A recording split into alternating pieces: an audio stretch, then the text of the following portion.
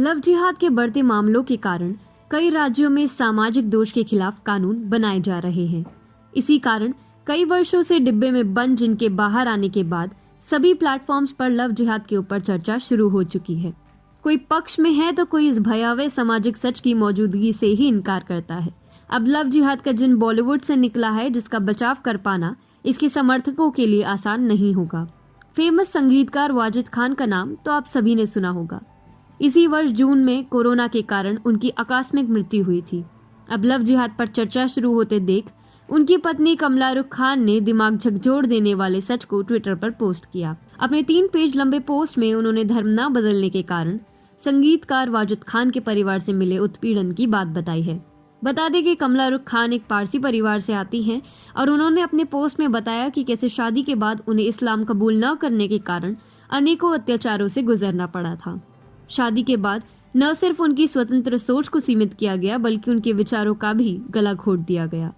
कमला रुख ने अपनी पोस्ट में लिखा है कि उनकी पारसी परिवार में पालन पोषण के कारण उनमें लोकतांत्रिक मूल्यों और विचारों की स्वतंत्रता बचपन से ही मिली थी, लेकिन वाजिद से शादी के बाद वही लोकतांत्रिक मूल्य, शिक्षा और स्वतंत्रता वाजिद के परिवार की सबसे बड़ी समस्या थी। पोस्ट में कमला रुख ने यह भी खुलासा किया कि इस्लाम न कबूलने के उनके प्रतिरोध ने वाजिद खान के साथ उनके रिश्तों को नष्ट कर दिया। उन्होंने लिखा कि वाजिद के परिवार को एक मजबूत राय वाली, शिक्षित और स्वतंत्र सोच वाली महिला स्वीकार्य नहीं थी।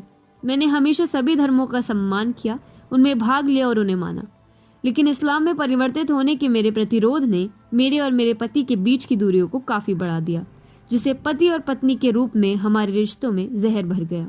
उन्होंने लिखा कि मेरी गरिमा और आत्मसम्मान ने मुझे इस्लाम में परिवर्तित कर वाजिद के परिवार के सामने झुकने की अनुमति नहीं दी। मुझे शादी के बाद आज तक लड़ना पड़ रहा है। आज नतीजा यह है कि मेरे पति के परिवार से मुझे बाहर निकाल दिया गया और मुझे अदालत में ले जाकर तलाक से भी डराने की कोशिश की गई थी।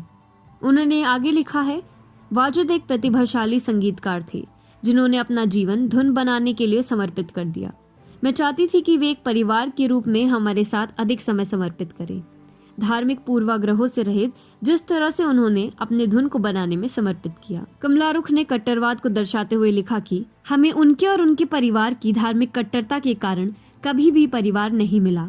आज उनकी असामयिक मृत्यु के बाद उनके परिवार से उत्पीड़न जारी है और उनकी इस घृणा का कारण सिर्फ इस्लाम धर्म में परिवर्तित न होना था।